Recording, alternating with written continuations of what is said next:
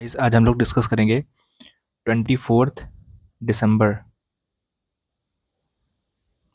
2025 का the Hindu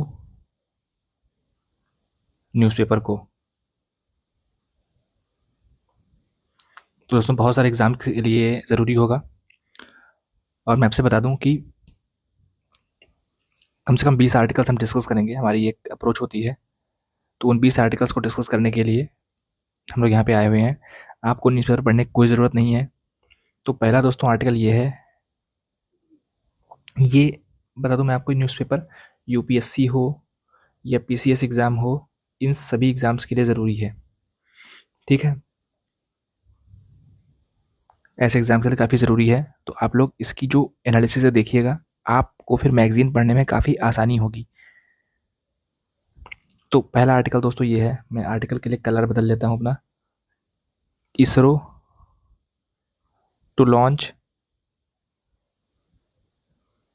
US based, मतलब US का मतलब America based, blue bird communication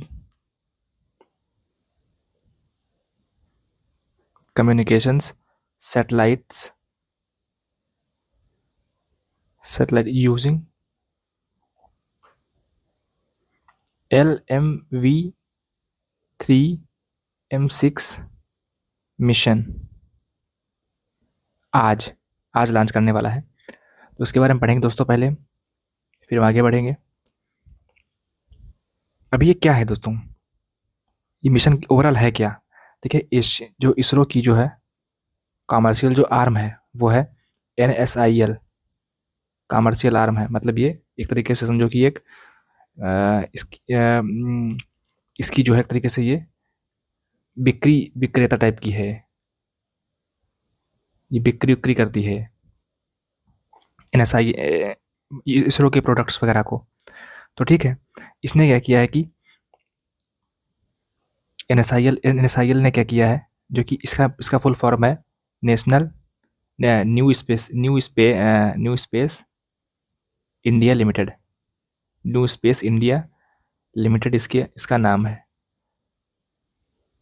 अभी इसने क्या किया है कि इसने NSIL ने क्या किया है कि AST स्पेस मोबाइल के साथ में इसने एक एग्रीमेंट साइन अप किया है। वो क्या किया है कि ये इसने साइन किया है किसके बिहाफ पे, इसरो के बिहाफ पे, कि इसरो इसरो क्या करेगा, इसरो जो हमारी जो इंडियन स्पेस रिसर्च ऑर्गेनाइजेशन है, जो हमारी ऑर्गेनाइजेशन है स्पेस के लिए काम करती है, वो ATS mobile company, AST space mobile company का एक सैटेलाइट लॉन्च करेगी। उसका नाम है ब्लू बर्ड, इसका नाम है ब्लू बर्ड सैटेलाइट को लॉन्च करेगी। बस इतना आपको याद रखना है। हालांकि याद नहीं रखना है कि क्या है इसमें, जो मेन चीज़ है वो याद रखनी है आपको।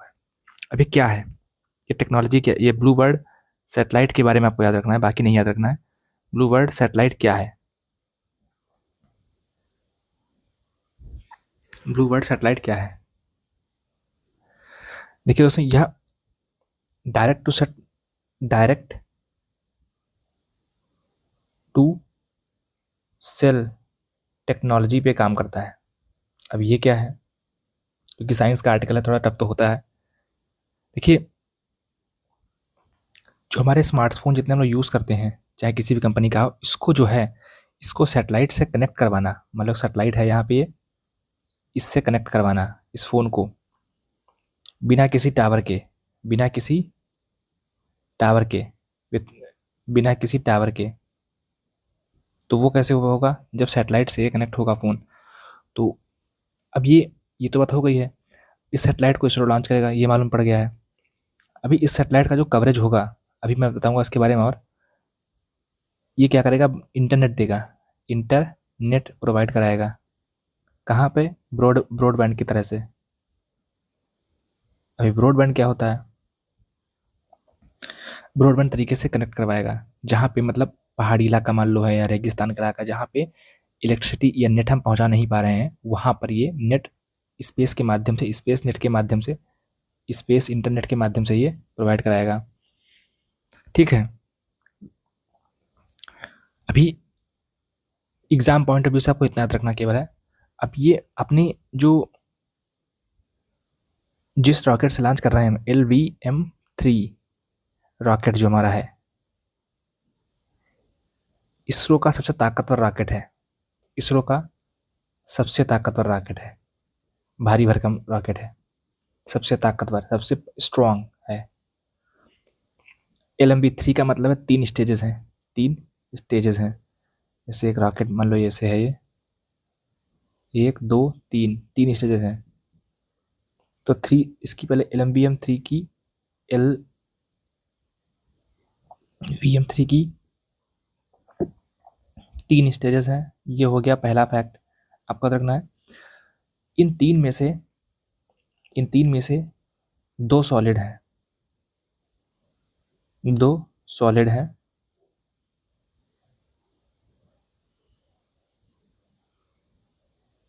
स्टेज 1 सॉलिड, स्टेज 1 सॉलिड, जिसमें 2 सॉलिड बूस्टर लगे हैं। इसमें से 2 सॉलिड बूस्टर लगे हुए हैं, रॉकेट बूस्टर्स लगे हुए हैं जो साइड में लगे होते हैं ना, इस तरीके से ये बूस्टर्स लगे हुए होते हैं। अभी स्टेज 2 क्या है, ये लिक्विड है, ये लिक्विड है। और ये विकास इंजन लगा इसमें है, विकास इंजन लगा हुआ है। अब स्टेज 3 क्या है, 3 ही स्टेज थी ना। स्टेज 3 में क्रायोजेनिक लगा हुआ है, ना लिक्विड ना सॉलिड है, क्रायोजेनिक लगा हुआ है। ये क्या करता है, O2 और H2 गैस जो है उसके कम कॉम्बिनेशन से ये फ्यूल बना हुआ है। ठीक है। पेलोड कैपेसिटी इसकी क्या है, पेलोड कैपेसिटी इसकी है वो 4000 kg तक है, मतलब 400 टन, 400 टन। ठीक। कहाँ तक, GTO तक, जियो सिंक्रोनस ट्रांसफर ऑर्बिट, जियो सिंक्रोनस ट्रांसफर ऑर्बिट तक है ये। और 8000 तक ये, 8000 kg मतलब 800 टन तक तो ये लो अर्थ ऑर्बिट में ले जा सकता है, लो अर्थ ऑर्बिट में ले जा सकता है, LEO लो अर्थ ऑर्बिट। बस इतना आपको याद रखना है, इसके लिए ज़्यादा नहीं। अभी मेंस के लिए फॉर्डर क्या है, ये तो प्रीलिम्स के लिए आपको याद रखना है, ताकि आप कोई अगर मेंस में एग्जाम आए तो पूछ सकते हो, क्योंकि ये इंपॉर्टेंट इसलिए है क्योंकि अमेरिका की कंपनी ने ये स्पेस ब्रॉडबैंड के तरीके से इसमें अग्रीमेंट साइन किया है। अब ये कॉमर्शियल माइलस्टोन क्यों है, क्योंकि हमने इतनी बड़ी अमेरिका जैसी, वहाँ पे बहुत सारे स्पेस की इंडस्ट्रीज़ है जहाँ करा सकता था, लेकिन उसने भारत को चूज़ किया, तो कॉमर्शियल अचीवमेंट है ये, कॉमर्शियल माइलस्टोन हमारा है कि हमने इस डील को पाली। ठीक है। इससे क्या होगा, पैसा मिलेगा, भारत को पैसा मिलेगा, क्योंकि वो लोग जब डॉलर में पे करेंगे तो भारत में आएगा। अब जब पैसा डॉलर में वो पे करेंगे, भारत के RBI में आएगा, तो इससे रुपया मजबूत होगा, रुपया स्ट्रांग होगा। इंडिया US के रिश्ते हालांकि काफ़ी ख़राब चल रहे हैं, लेकिन वो भी काफ़ी स्ट्रांग होंगे रिश्ते, काफ़ी इंडिया US के रिश्ते काफ़ी स्ट्रांग होंगे। इससे क्या होगा, स्पेस में हमारी कोलैबोरेशन काफ़ी बढ़ेगी, स्पेस कोलैबोरेशन काफ़ी बढ़ेगी हमारी, जो कि बढ़ रही है। क्यों, ICET नाम का एक अग्रीमेंट भारत के और अमेरिका के बीच में है, US और इंडिया के बीच में एक, US और इंडिया के बीच में एक अग्रीमेंट है ICET नाम के नाम से। अब ये क्या है, ICET के नाम से है, क्या है, initiative on critical and emerging technology. अब ग्लोबल मार्केट शेयर में भी इसका नाम होगा, ऑब्वियस सी बात है।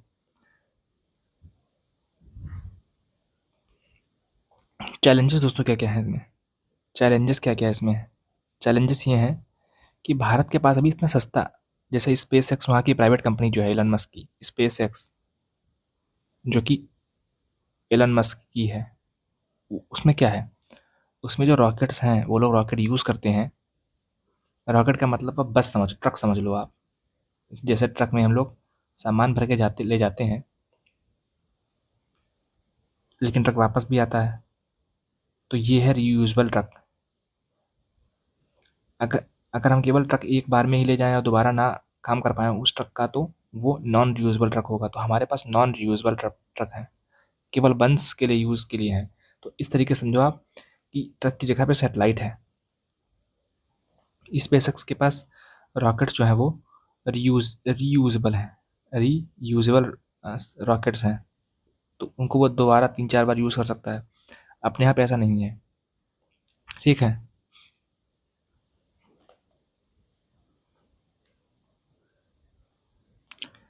अभी नेशनल कैबिनेट ने, टॉपिक नंबर 2 है ये, टॉपिक नंबर 2।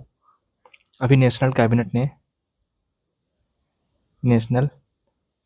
ने क्या किया है कि कुछ रुपए लॉन्च किए हैं, 100 करोड़। आपको याद रखना नहीं है किस लिए, ये फंड किस लिए, नेशनल कैबिनेट ने फंड लॉन्च किया है किसके लिए, कि जो रिवाइवल, मतलब रिवाइवल का मतलब दोबारा से उसको जिंदा करना, of dying water bodies, water bodies across India, कि जितनी भी हमारी तालाब हैं, नदियाँ, झील हैं, इन जो सूखे पड़े हुए हैं उनको दोबारा से जिंदा करना। तो इसलिए इसके कंटेक्स्ट में आर्टिकल था ये। तो ये क्या करेगा मेनली, ये ग्राउंड वाटर रिचार्ज में हेल्प करेगा, ग्राउंड वाटर रिचार्ज में हेल्प होगा, पहले बात।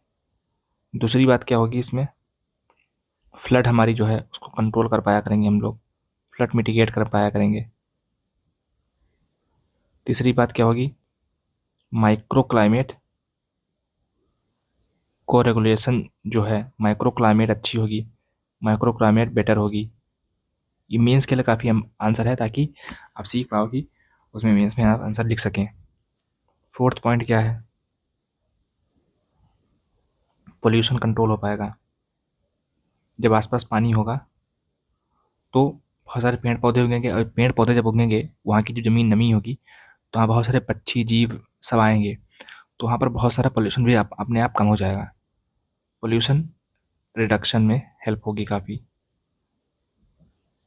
ठीक है। इसलिए अभी कुछ स्कीम्स जो हैं इसके लिए कभी प्रपोज की गई थी बहुत पहले, तो हम देख सकते हैं। एक तो मिशन अमृत सरोवर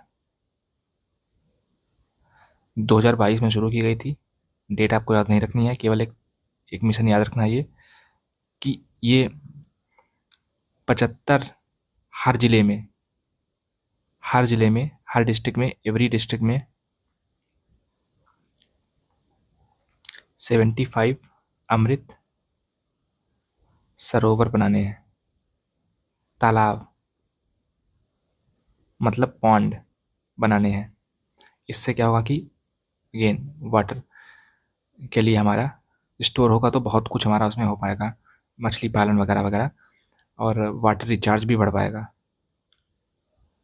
दूसरी स्कीम थी अमृत,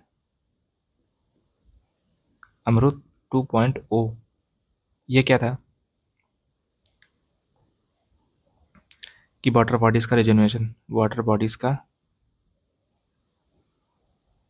शहरों में, सिटीज़ में रेजुविनेशन, रेजुविनेशन इंपॉर्टेंट वर्ड है काफ़ी, इसको आप एग्ज़ाम में कोट कर सकते हैं बहुत ही, क्योंकि मेंस में काफ़ी टाइम कम मिलेगा। मेंस में जो है जगह काफ़ी कम होती है लिखने के लिए। मैंने मेंस दिया है इसलिए बता रहा हूँ आपको। तो जगह काफ़ी कम होती है, टाइम काफ़ी कम होता है, तो बहुत जल्दी लिखना पड़ता है। तो इस फॉर्मेट में अगर आप लिखोगे तो आपको फ़ायदा होगा। डेटा ज़्यादा यूज़ करना नहीं है, और वैसे भी आप डेटा याद कर नहीं पाओगे इतना। तो क्विक पॉइंटर्स आपके पास होने चाहिए मेंस के लिए। एक जल शक्ति अभियान था, जल शक्ति अभियान। ये मेंस रेडी आपको मैं मटेरियल दे रहा हूँ ताकि आप अभी से ही याद कर पाएँ। कैच द रेन इसका थीम था, कैच द रेन। जहाँ भी गिरे बूंद वहाँ बचा मतलब पानी, जहाँ पर पानी गिरे, जहाँ भी गिरे, जहाँ भी गिरे, जब भी गिरे, बारिश का पानी बचाओ, बारिश का पानी बचाओ।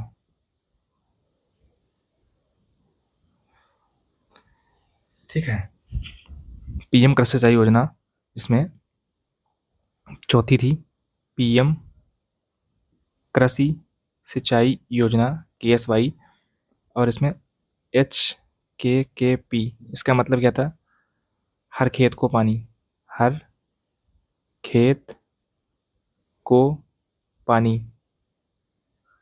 इसका मतलब इसका हाँ पहला वाला वर्ड ले लिया गया है।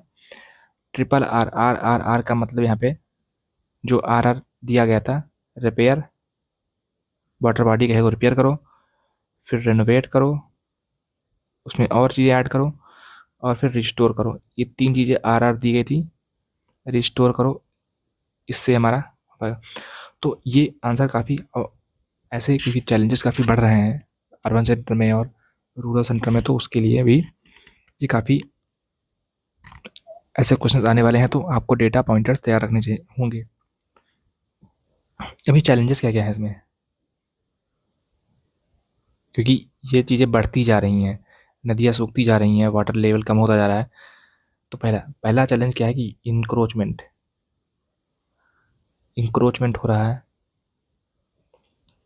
जो लोग रह रहे हैं वो अपने शहर तालाबों में अपनी बस्तियां बसाते जा रहे हैं। तो ये इलीगल कंस्ट्रक्शन, जैसे इलीगल कंस्ट्रक्शन वगैरह वगैरह होती जा रही है, तो इंक्रोचमेंट काफ़ी बढ़ रहा है रिवर बॉडीज़ में। ठीक। नंबर 2 प्रॉब्लम क्या है? Sewage disposal. ये क्या है? सीवेज डिस्पोजल है, घर से या फैक्ट्री से गंदा पानी, वेस्ट वाटर जो है सीधे होम से सीधे पॉन्ड वगैरह में या रिवर वगैरह में डाल दिया जाता है। तीसरा है मेंटेनेंस कॉस्ट, मेंटेनेंस। ये क्या है? मेंटेनेंस, सफाई कैसे हो, पैसा इतना नहीं है, डेली सफाई कैसे हो, डेली क्लीनिंग कैसे हो, क्लीनिंग हाउ। तो कम्युनिटी फंडिंग कर सकते हैं हम लोग हैं एनजीओ के through, NGO plus community funding, community funding बढ़ा सकते हैं। ये आप लिख सकते हो उसमें हो मेंस में अपने। इस तरीके से आंसर हमें फ्रेम करना, तभी नंबर मिलेंगे हमें। तो दूसरा पॉइंट भी, दूसरा टॉपिक भी डिस्कस हो गया। ये आपके लिए मैं एग्ज़ाम तरीके से बता रहा हूँ ताकि आप इस चीज़ को समझें, ये काफ़ी इंपॉर्टेंट भी है आपके लिए। ठीक है, ये सब लिखना आपको है। चलिए तीसरा टॉपिक डिस्कस करते हैं, topic number 3।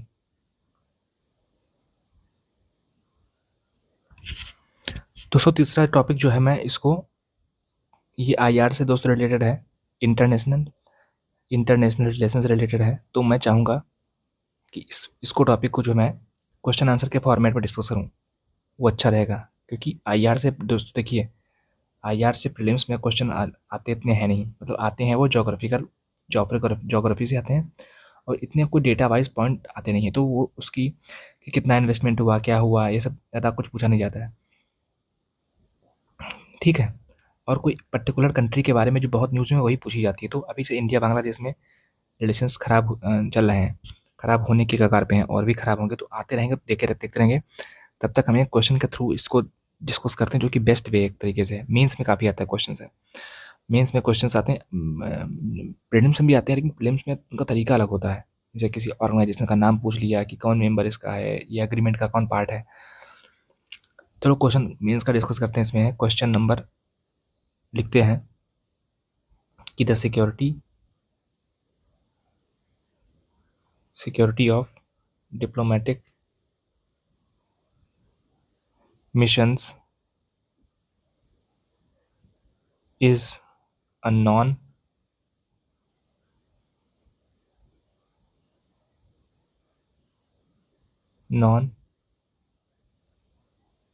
negotiable non negotiable obligation under international law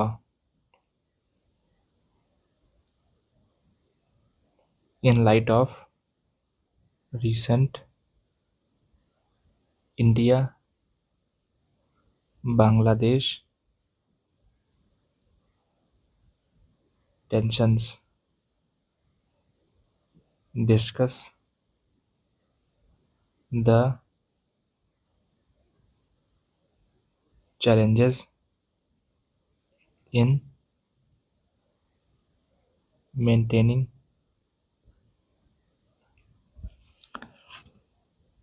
stable relations with neighboring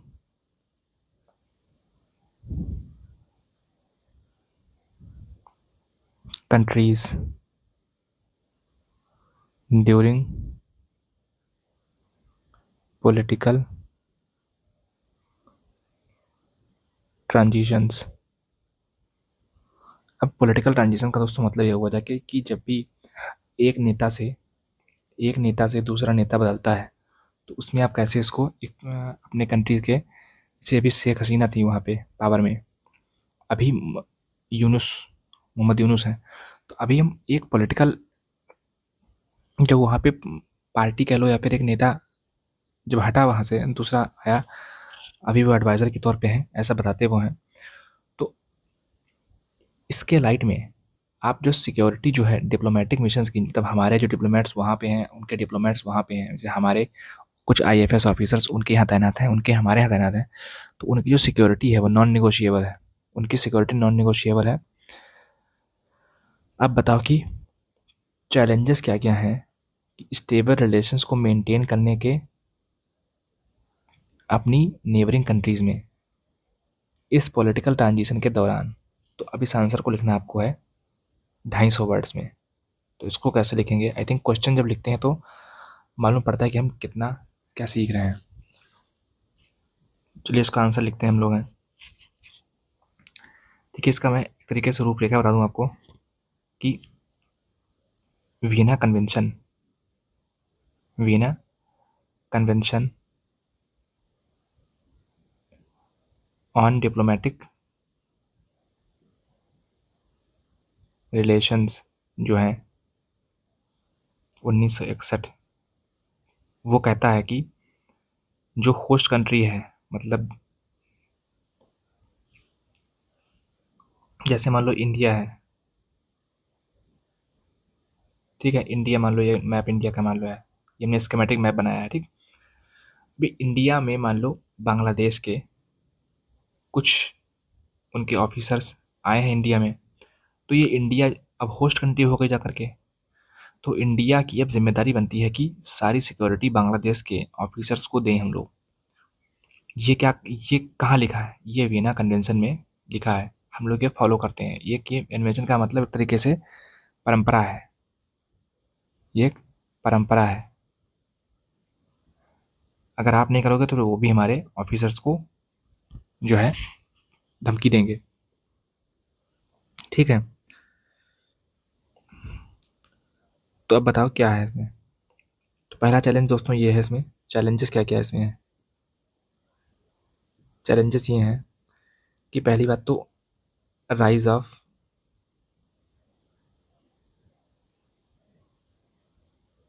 hyper nationalism and domestic rhetoric है, ठीक। जैसे anti India sentiment, anti India sentiment है वहाँ पे बहुत ज़्यादा, इस चीज़ को काफ़ी प्रोटेस्ट वोटेस्ट इसलिए हुए हैं। तो पहला ये हो गया। दूसरा क्या है कि ट्रस्ट डेफिसिट है, ट्रस्ट डेफिसिट। ये कैसे, and policy paralysis, and policy paralysis. ये क्या है कि पॉलिटिकल लीडर की जो शिफ्ट हुई है उसने जो है काफ़ी पैरालिसिस कर दिया है, पैरालाइज कर दिया है रिलेशंस को। जैसे भी अगरतला, अगरतला अखूरा, अखौरा जो रेल लिंक है, रेल लिंक को भी थ्रेट कर दिया है बिकॉज ऑफ ट्रस्ट डेफिसिट है। ठीक। नंबर 3 क्या है? नंबर 3 है सिक्योरिटी ऑफ माइनॉरिटीज़। ये बहुत इंपॉर्टेंट मैटर है क्योंकि भारत में हिंदूज़ मेजोरिटी में है, मुस्लिम्स माइनॉरिटी में है, वहाँ पे मुस्लिम्स मेजोरिटी में है, हिंदूज़ माइनॉरिटी में है। तो ये भी एक पॉइंट पॉइंट बनता है उनका। As bilateral flash point. ठीक है। और non state actors, non state actors भी वहाँ पे रोल प्ले करते हैं। कौन कौन से? जैसे कि एक्सट्रीमिस्ट एलिमेंट्स,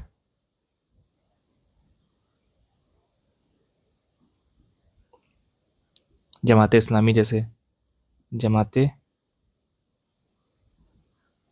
इस्लामी जैसे, वो पावर में काफ़ी आ गया हुआ है, मतलब उनका भी एक इन्फ्लुएंस काफ़ी बढ़ गया है। तो ये भी एक फैक्टर रहता है। तो ये कुछ फैक्टर सारे हैं। अभी हमको रास्ता क्या निकलनी चाहिए, वे फॉरवर्ड क्या हमारा है? हमारा वे फॉरवर्ड यही है कि नेबरहुड फर्स्ट की पॉलिसी के तहत बैलेंस करना चाहिए हमारा। अभी हमको wait and wait and watch की पॉलिसी रखें हम लोग। ये क्या मतलब है? क्योंकि अगर इंडिया ने मान लो रिश्ते और ख़राब कर दिए तो फिर चाइना की एंट्री हो जाएगी, यूएसए की एंट्री तो ऑलरेडी वहाँ पे है, पाकिस्तान काफ़ी एक्टिव हो जाएगा, तो वहाँ पे लोगों में और एंगर आ जाएगा। तो वो नहीं करना है बिकॉज बांग्लादेश एक स्मॉल कंट्री है और हम चाहें तो उसे धमकी दे सकते हैं, जैसे कि उनके ऑफिसर्स को हम धमका सकते हैं डिप्लोमेटिकली कि हम अपना गंगा पानी रोक देंगे वगैरह वगैरह, बहुत सारे एग्रीमेंट्स कम कर देंगे, इंपोर्ट जो हम करते हैं वो हम कम कर देंगे, और एक्सपोर्ट बहुत चीज़ें करते हैं जो आपको शायद बाहर से मंगाओगे तो दिक्कत दे सकती है, तो वो कर सकते हैं। और प्लस बांग्लादेश के जितने भी बिजनेस पर्सनालिटीज़ हैं हम उनको यहाँ बुला सकते हैं इंडिया, ताकि वहाँ से उनका एम्प्लॉयमेंट छीन सकते हैं। तो ये हमारे पास कुछ चीज़ें हैं। तो डिप्लोमेटिक एंगेजमेंट अभी रहनी चाहिए, ये मेरा मानना है। तो ये एक आंसर हो गया।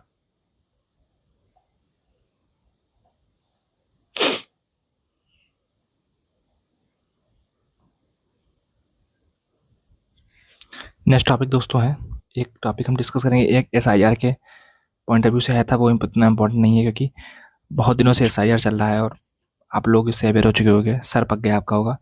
तो हम एक एससी सुप्रीम कोर्ट के जजमेंट पे चलते हैं। सुप्रीम कोर्ट के जजमेंट पे एक आया है, किस पे आया है? चाइल्ड ट्रैफिकिंग पे आया है। ठीक है, अभी भी नया नया आया है। तो इंजर्ड विटनेस क्या है यहाँ पे, ये डिस्कस किया गया है। ये वैसे तो नहीं क्वेश्चन आएगा पर प्रीलिम्स में इसमें एक फैक्ट डाल सकते वो लोग हैं, तो ये ज़रूरी हो जाता है कि जानना कि प्रीलिम्स में, मेंस में भी नहीं आएगा ये क्वेश्चन क्योंकि इतना छोटा टॉपिक कहाँ से आएगा, लेकिन हाँ कहीं पर आप इसको यूज़ कर सकते हो। जैसे इसमें क्या है, जैसे मान लो से आपके साथ जैसे मान लो अभी कुछ घटना हो जाए, तो जैसे मान लो अभी जो ट्रैफिकिंग की जाती है, तस्करी की जाती है, तस्करी, अब मान लो कोई अगर नाबालिग है व्यक्ति, नाबालिग नाबालिग अगर है तो उस लड़के लड़की को सह अपराधी नहीं माना जाएगा, कॉम्प्लेक्स जैसे कि उसका साथी नहीं माना जाएगा, बल्कि इंजर्ड विटनेस माना जाएगा। Injured witness. पहले था कि मान लो दो लोग हैं, अब एक के हाथ में पकड़ा गया ये, तो इसको तो हमने मान लिया, लेकिन अगर ये मान लो जैसे मान लो दोस्तों अभी कि एक मान लो लड़का है, नेट थोड़ा गड़बड़ हो गया था इसीलिए मैं चिंता में तो हो गया था। एक मान लो लड़की है या लड़का है, अभी सपोज करो कि वो कोई चीज़ ट्रैफिकिंग कर रहा है, मान लो पुलिस ने उसे पकड़ लिया, ठीक है, तो पुलिस क्या करेगी, उससे कहेगी तुम चलो जेल चलो, मतलब उसको पकड़ लेगी। तो हो सकता है कि ये ड्रग कार्टेल वाले, हो सकता है कि ड्रग कार्टेल वाले उन बच्चों का यूज़ कर रहे हों, उन बच्चों का यूज़ कर रहे हों, और आप चूँकि वो उसके चंगुल में है तो वो कैसे बताएँ कि हम, चूँकि इन बच्चों के माता-पिता भी उन ड्रग ट्रैफिकर्स के हाथ में रहे होंगे, तो इनको तो केवल टूल की तरह इस्तेमाल किया जा रहा है। तो सुप्रीम कोर्ट ने ये कहा कि उनको जो है ड्रग्स की सप्लाई में एकॉम्प्लिस ना बना माना जाए, मतलब साथी ना माना जाए। एकॉम्प्लिस का मतलब सहसाथी, सहसाथी, सह सहयोगी ना माना जाए, बल्कि इंजर्ड विटनेस माना जाए कि बेचारे वो मजबूरी में कर रहे हैं, इंजर्ड विटनेस माना जाए। ये क्यों है? ये ऐसा इसलिए है, और पुलिस को जो है उनके बयान को अच्छे तरीके से, उनकी जो गवाही है, जो कह रहे हैं उसको सेंसिटिविटी के साथ लें, सेंसिटिविटी के साथ जांचें परखें। बस इतना कहा गया उसमें, क्योंकि ये जो बच्चा है इसकी राइट टू लाइफ है कि ये ट्रॉमा से इम्पैक्टेड ना हो।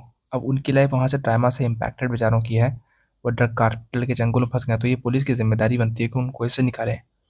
तो बस इतना कहा गया था, हालांकि आएगा नहीं, बहुत ही इम्पोर्टेंट नहीं इतना है। हाँ, ये यूज़ कर सकते हैं कहीं पर आप ऐसे वगैरह में, तो वहाँ पर इसका यूज़ हो सकता है। सेंट्रल गवर्नमेंट दोस्तों क्या कर रहा है, नया टॉपिक है ये। सेंट्रल गवर्नमेंट क्या कर रहा है कि जो सेंट्रल गवर्नमेंट है वो नो डिटेंशन पॉलिसी को स्क्रैप कर रही है। क्या मतलब है कि क्लास 5 से क्लास 8 तक के बच्चे अगर मान लो फेल हो जाते हैं, अगर फेल हो जाते हैं तो उनको पहले डिटेन कर लिया जाता था, मतलब फेल नहीं किया जाता था, कि पास कर दिया जाता था। अब क्या है, नए किसके तहत, RTE, right to education act के 2009 के तहत। लेकिन अभी जो अमेंडमेंट किए गए हैं 2019 में, जो अमेंडमेंट किए गए थे, इसमें क्या है, जो अभी जो अमेंडमेंट किए गए हैं उसमें क्या है, उसमें बेसिकली ये है कि एक बार एग्ज़ाम, मान लो बच्चा क्लास 6 में है, उसने एग्ज़ाम दिया, वो फेल हो गया फाइनल एग्ज़ाम में, तो 2 महीने के अंदर अंदर उसे री एग्ज़ाम देने की प्रैक्टिस करवाई जाएगी। अगर वो फिर फेल हो गया, अगेन अगर फेल हो गया, वो फिर फेल अगर हो गया, तो उसको फिर पास नहीं किया जाएगा। ये है, मतलब नो डिटेंशन पॉलिसी को ख़त्म कर दिया सरकार ने। डिटेंशन का मतलब, ठीक है, इससे होगा क्या, ये क्यों सरकार ने किया ऐसा? सरकार ने दोस्तों किए इसलिए ऐसा,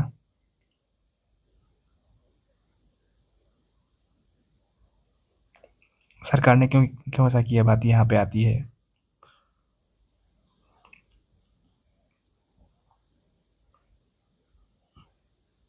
सरकार ने यहाँ पे इसलिए ऐसा किया क्योंकि जो एसर रिपोर्ट आती है, एसर रिपोर्ट जो आती है वो एनजीओ प्रथम रिलीज़ करता है, एनजीओ प्रथम इसको रिलीज़ करता है एक, उसने क्या बताया, चैलेंजेस क्या क्या बताया मेन मेन, कि बच्चों को लिखना पढ़ना आता ही नहीं है, डिक्लाइन कर रहा है, डिक्लाइनिंग लर्निंग स्टैंडर्ड। नंबर एक, क्योंकि बच्चे फेल होते नहीं थे, तो इसलिए उनको उनको कोई डर नहीं था कि हम फेल भी होंगे। दूसरी चीज़ है lack of accountability, lack of accountability, माता पिता की, पेरेंट्स की प्लस टीचर्स की कोई चिंता ही नहीं है कि क्लास 10 तो क्लास 11th 12th देखेंगे, ये तो इसमें तो पास ही बच्चे हो जाएंगे। तो एक चीज़ थी ये। तीसरी चीज़ थी कि क्लास 9th में या 10th में, 9th या 10th में एकदम से प्रेशर आता था बच्चों के ऊपर, अब तुम्हें पास करना है, अगले साल बोर्ड एग्ज़ाम है। तो वो एक चीज़ चिंता रहती थी। अभी से होगा क्या, बच्चों पे क्या प्रेशर आएगा, बच्चों पे तो स्ट्रेस आ जाएगी कि अब हमें फेल भी हो सकते हैं, हम क्लास 6 में ही फेल हो जाएंगे या 7 में ही फेल हो सकते हैं। तो अब क्या होगा कि फेल होने का डर एक रहेगा। दूसरी बात क्या है कि रिसोर्सेज नहीं है बहुत लोगों के पास। तो पता लगा बच्चा क्लास 6 में फेल हो गया, तो उसको कहा कि तुम बस पढ़ लिख चुके, अब तुम दुकान पे बैठो या कुछ और काम कराने लगे या उनसे लेबरी वगैरह कराने लगते। तो अब वो होने लगेगा ज़्यादा।